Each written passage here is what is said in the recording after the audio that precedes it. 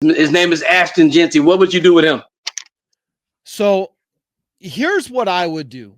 I've made a couple of videos about Ashton. Ashton is a generational talent. I agree. Whenever you get within 60 yards of breaking Barry Sanders' collegiate record, you're generational. Yeah, definitely. Point blank. You could play for Boise, you could play for Purdue, you could play for Alabama. I don't give a crap where you played. When you put up 2,600 yards on the season, and what did he have, like 30 touchdowns or something? I don't know. It was a crazy number. Jesus. You're generational. You're generational. Yeah. And then when you watch this dude play, he plays bigger than his size. And he's not small. A lot of people look at him, they think he's a small running back. He's actually not that small.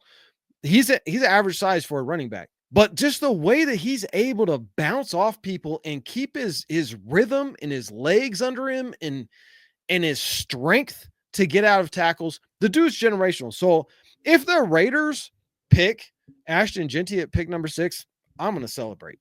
I'm going to celebrate. You know, because I'm going to buy this dude's jersey.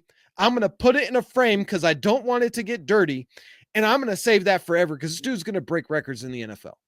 Hondo Carpenter had said on his podcast that he was, I don't want to misquote him, but he was saying that a good idea would be the Dallas Cowboys from 12, they would go up to 6, and the Raiders would go back to 12 and still take Jeanty. He said that. I know, I seen it too, and my beef with that is the Dallas Cowboys need Ashton Jeanty. And in a lot of the draft projections have the Cowboys selecting Ashton Jeanty. So why the hell would you want to trade with Dallas when you know they want Ashton Jeanty? So when I seen him say that, I was like, what are you talking about? That's the worst team to trade back with, right? You would want to trade back to pick number. And I said this in my video. Listen, if the Raiders were to trade back even from 6 to 8 or 9, I think Ashton's still available. Absolutely. I think and you could still get a haul for that. You could still get, this year's, like number 9 pick and this year's second round pick and then next year's second round pick. That's a haul. What he was saying is trade all the way back to 12 and we could get this year's first round draft pick, next year's first round draft pick, and 2 first round draft picks. Okay, that would be a fantastic haul. But who are you picking at 12? Because Ashton ain't going to be there. He'll be with the Cowboys. Right. So you could get Omari and Hampton for that. And in my opinion, Omari and Hampton. Hey, he's good too, man. That guy's good. Yeah. He's good. And he's going to be great. He has that power back ability. But the thing about him is he has the speed in short bursts. He's not very good. The problem with Omarion is when he's running past 20 yards, he gets caught from behind. Okay. So he doesn't, you can see him almost start to slow down. But in bursts, in short bursts, 10 to 15 yards, the dude's got elite speed for his size. Right. And strength is just off the charts. He's able to break tackles and he's going to get you a bunch of touchdowns. I think that Saquon Barkley and Omari and Hampton are that's my equivalent. You're looking at a Saquon Barkley with Omari and Hampton. What about the Scabo? The Scabo guy. The Scabo. Scabo is there's a lot of power back comparisons for Scabo. The problem is all those power backs that they compare him to were like 6'1", 6'2", 235 plus. Scabo is, I think, 5'11" or 6 foot, and he's only like 215. That's all he is. He's like 215, 220, something like that. He's not very big. Now that doesn't mean that he can't get bigger and stronger once he hits the NFL, because I'm sure he will. But is that going to translate to the NFL? Because he's able to bulldoze and run over guys in college. But some of those guys he's bulldozing over are 190 pounds. Where you get to the NFL, you got linebackers that are 255 hitting you, not linebackers that are 200. And so I kind of wonder about Scabo as to whether or not that strength and that bulldoze ability that he has in college, if it's going to translate to the NFL. So I'm a little bit skittish on him. I think Scabo is probably a 3rd round pick. Okay. But there's quite a few. I mean, this running back draft is deeper than I've seen in years. So I think in the second and third round, you're going to get a quality back. You could even draft 2. But I tell you right now, and this is why I made my Ashton Jeanty video, is because, again, talking to the people that I talk to, the Raiders are very, very interested now that Pete Carroll is the head coach in one Ashton Jeanty. That's because he generally has power backs. That's his history. He loves to run the ball. And that's the reason. The ball. And it's not just run the ball with any running back. He wants a superstar running back. Yeah, he likes to have power backs too. I got to be honest with you. So speaking of which, that's Ashton Jeanty. He is a superstar human pinball, generational running back. I could absolutely see it. And the fact that they are, showing very interest in Ashton Jeanty, and maybe even just, you know what, we don't even want to risk it. So we're not even going to try and trade back and get some more draft picks. We're just drafting the dude at 6 and make sure he's on our team. I'm telling you right now, if Ashton Jeanty is a Raider and the Raiders in the second and third round, we'll have 3 picks between the second and third round. You go and you pick up offensive linemen in the second and third round to complement JPJ. You cut or trade Andre James. Move JPJ back to center. You don't like him. And you bring in a couple of beast guards and a tackle. Watch out, man. I don't care if Aiden O'Connell's the quarterback. I don't care if Scooby-Doo's the quarterback. You're going to win some games because Ashton Jeanty, if you got a good offensive line in the NFL for him to run behind, the dude's going to light it up. He may be the best running back in the NFL by the end of the season. Now, he doesn't. Now, the person I'm about to ask you, he no longer has to start, but it's my understanding he became depressed. I'm not talking about Michael Mayer. I'm talking about Zeus, Zamir White. They said Hondo Carpenter had reported that he became depressed and down because his season wasn't going correctly. And let's just be honest, Luke Getsy didn't put him in the system that benefited him. He just didn't. And do you think the Raiders are going to give up on him, or do you think Pete Carroll's going to revive Zeus, even as a backup? I love Zamir White.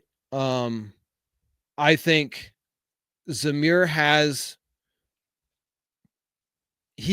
a potential in him, but he also has a huge flaw. And this is why he had a bad year last year. It wasn't Luke Getsy. I know a lot of people are blaming all on Luke Getsy. He was the major part of it. But how did Luke Getsy have a top 10 running offense in Chicago, but then has the worst running offense in Vegas when he was running the same offense? And I'll tell you why. Because he had a quarterback that could run a lot.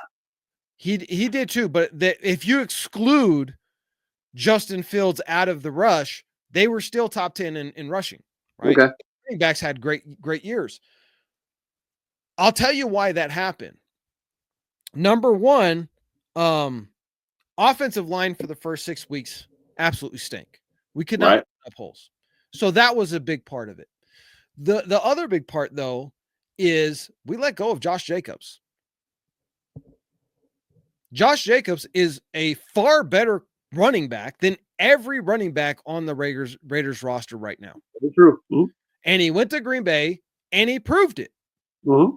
He ended up with 1,300 yards, whole bunch of touchdowns. And my thing is, Zamir is a good running back. Zamir's not a great running back. Alexander Madison is a good running back. He's not great. Sincere McCormick proved that he is a good running back and deserves a chance to be, off the practice squad and actually be in the rotation. And in fact, I would go with Sincere McCormick over Zamir White or Alexander Madison. But we don't have a great running back. And so if you want to have success this year, whether Zamir got depressed or not, that's neither here nor there. You just gotta go out and handle business. And I think there was a lot of depression happening with players, including Michael Mayer and Zamir and some others. You've got to have an elite run game. And that starts up front with the offensive line. And again, I think the Raiders can easily address that in the second and third round where we bring in some more studs. Remember, JPJ was a second-round pick. DJ Glaze was a third-round pick, and both of those dudes were starters and did great. So, yeah, people kept saying the Glaze was picked too soon. I saw a lot of people say that. I'll even tell you, I saw people saying that we shouldn't, and many won't admit this now. Some people were saying we should have never gotten Brock Bowers because they thought he was unnecessary, which was stupid. I didn't feel that way. I knew that Michael Mayer has a weakness. He's never been fast. He's more like a Gronk. We need somebody better than that. So he's a good blocker, and he's good for short distance routes. Right. Whereas Brock Bowers, you can throw the ball 40 yards down the field to him, and he's going to come down with it. Something that Aiden has done. Right. Aiden has done that with him. I think that, I was live. I had a guest host with me during the draft, and he was super high on Bo Nix, and was super bummed out when Denver drafted him. Mm-hmm. And then we go and we draft Brock Bowers, and he lost his stuff, man. He lost it. He was happy? No, he was mad. He was like, we don't have that's it. We just picked the worst pick we could have picked. This guy's not going to do anything. We've got Michael Mayer. He just went off, and I was like, bro, I made a video of like a month before the draft, and I told everybody, watch out. Brock Bowers is the best tight end to come out of the NFL or out of college in decades. And I'm telling you right now, if this dude gets drafted by the Raiders, he's going to be a beast. He's better than Michael Mayer. And how crazy would it be if the Raiders were to draft Brock Bowers? I know everybody's talking quarterback, and I was even talking quarterback, but how crazy would it be if we ended up with the best tight end ever? And I got so much heat for those videos of people saying, you don't know football. Tight ends aren't that important. Yeah, well, how did Tom Brady win all those Super Bowls with Rob Gronkowski then? He generally always had two tight ends on his team that were great. He was known for that. Yeah. Aaron Hernandez, Gronk, others, same thing. So when he was drafted, I was taken aback. At first, I was shocked because I was like, holy crap, what I said actually came true for once. Which rarely ever happens with us, yes. Yeah, so it was cool because like I had no inside information. I hadn't even met the people that I talked to now yet back then. And so I was just kind of just pulling that out of the hat and like, hey, that would be really cool if the Raiders were to draft the best tight end to come out of college in 10 years. And then we did it. So I was a little taken aback. I was like, wow, that is interesting. I mean, I didn't think that was going to happen, but I was like, wait a minute. But when you think about it, we now have the best tight end coming out of college in 10 years. Mm-hmm. We have Michael Mayer, who really like improved over his rookie year and was showing a lot of promise. This means you could do a lot of 12-man personnel, and there's a lot you can do with a 12-man personnel. I agree. And especially being that Brock can be used as a wide receiver. You can line him in the slot, you can line him in the X, you can line him in the Y. Doesn't matter. This dude can do it all. I mean, heck, I bet you if you gave him the ball at quarterback, he could probably throw you a touchdown once every 10 throws. Probably He's could. that good. He's that good. So yeah, I think it was a fantastic pick, and obviously it proved out because not only was the best rookie tight end, he was the best tight end in college football last year. All pro. And that's just it. I think when it comes to the whole mental makeup of building a team, somebody like Brock Bowers is somebody that you pick up. I would not pick up Shedeur Sanders because I don't think we're ready. Whenever you're building a team, I just believe that a rookie quarterback is supposed to be the icing on the cake. He's supposed to be the final piece. He needs to have everything he can to survive because he's never been in it before. We're not there. Even if he was available, I know people don't like this. If he was available at 6, I still would not take him. I wouldn't because I don't think we're ready. I would pick anybody that you and I spoke about earlier. Go ahead. I know you want to speak. I would say, what if the Raiders did something crazy though? Right? Like?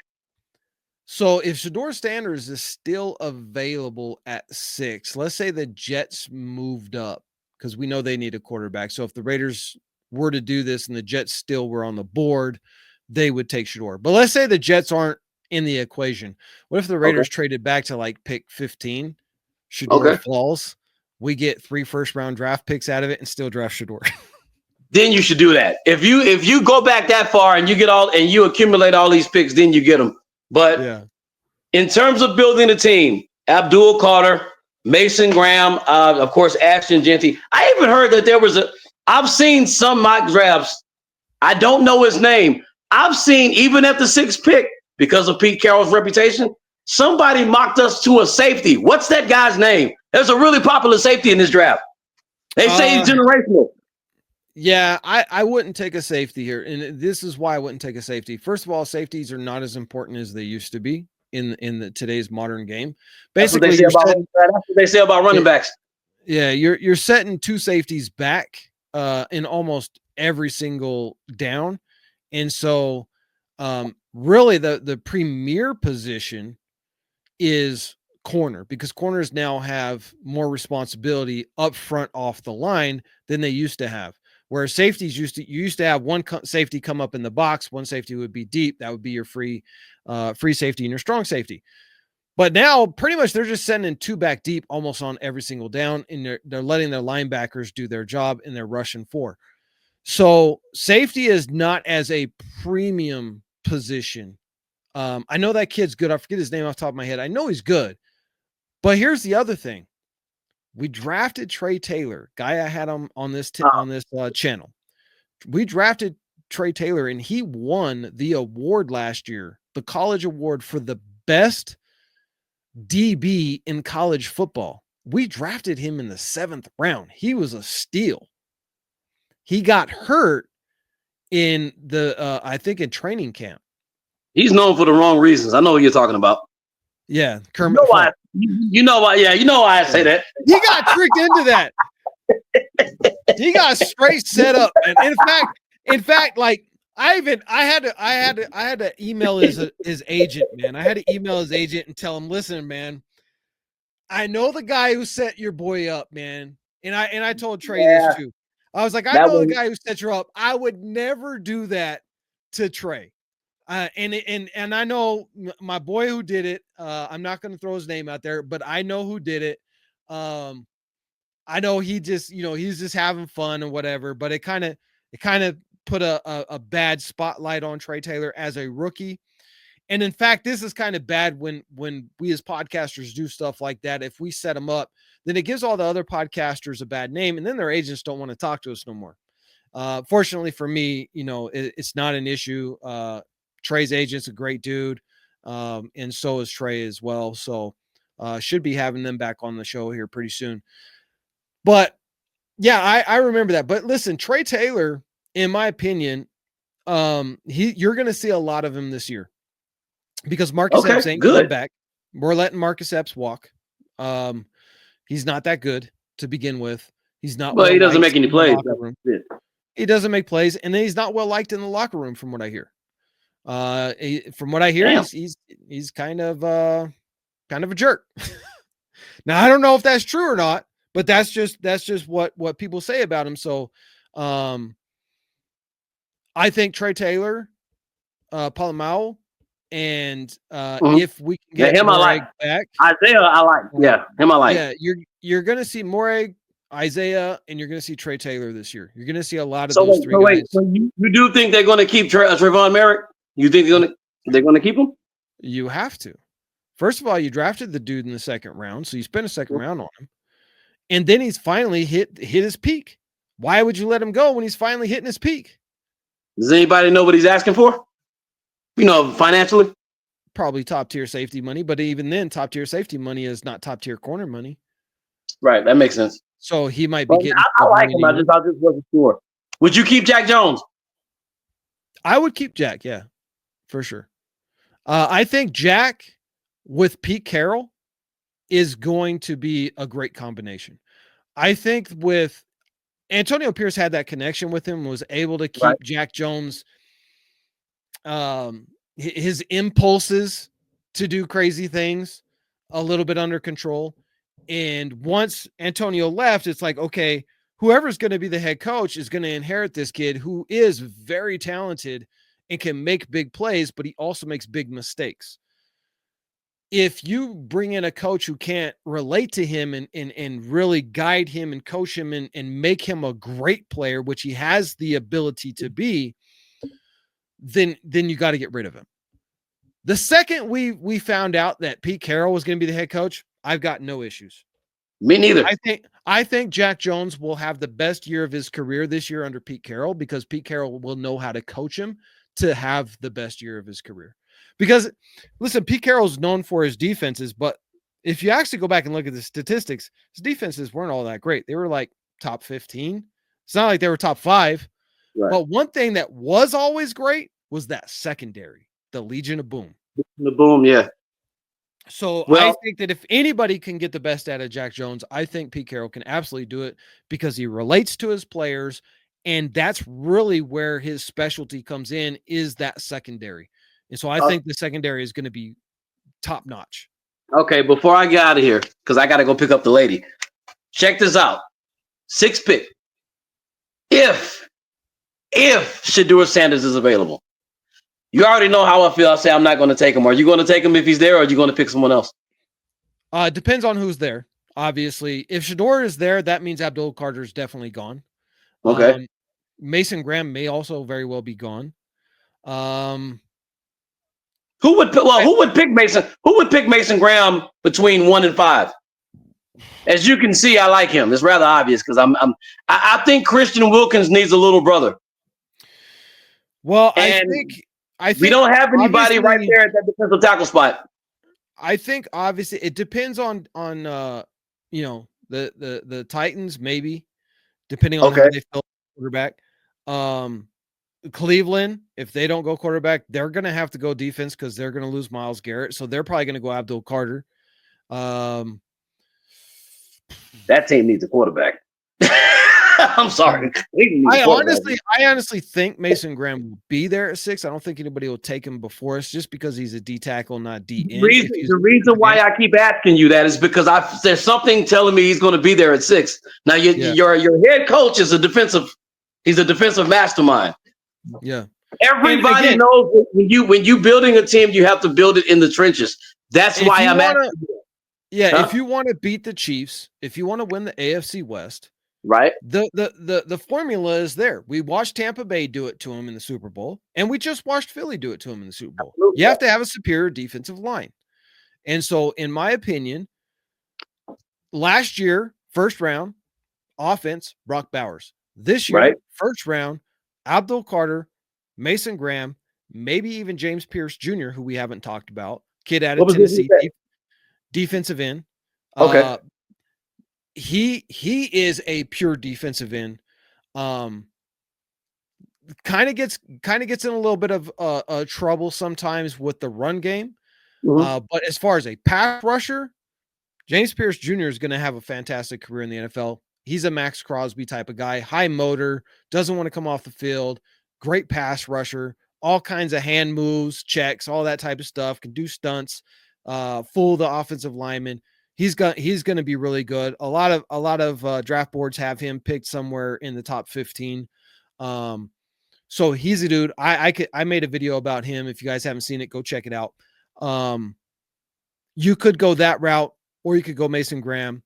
You could go Johnson, corner out of Michigan.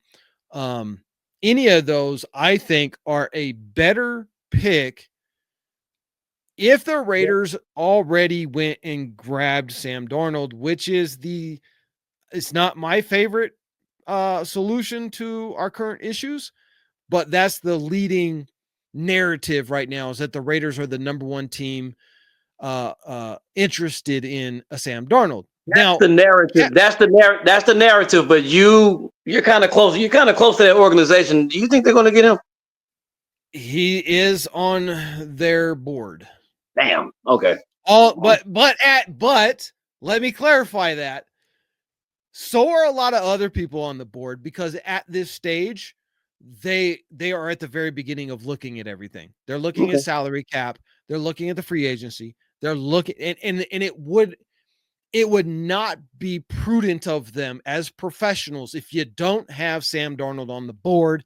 A guy threw over 4,000 yards, over 30 touchdowns, only 11 interceptions, got his team to the playoffs. If you don't take a look at him, you're not doing your job. You think Minnesota's going to franchise him or no? I don't think Minnesota's going to franchise him.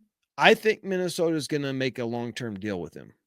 So I don't even actually believe that Sam Darnold's even said that, well, I don't know if he said, I think there was an insider report I read somewhere where he was willing to take a team-friendly deal to remain the starter of Minnesota. And so I think that it's very likely that when you had as much success with him as you did last year, and again, in the playoff game, the dude got sacked like 9 times. So it's not all on him. The offensive line needs to do a better job in the playoff game. No different than an ain't no comma.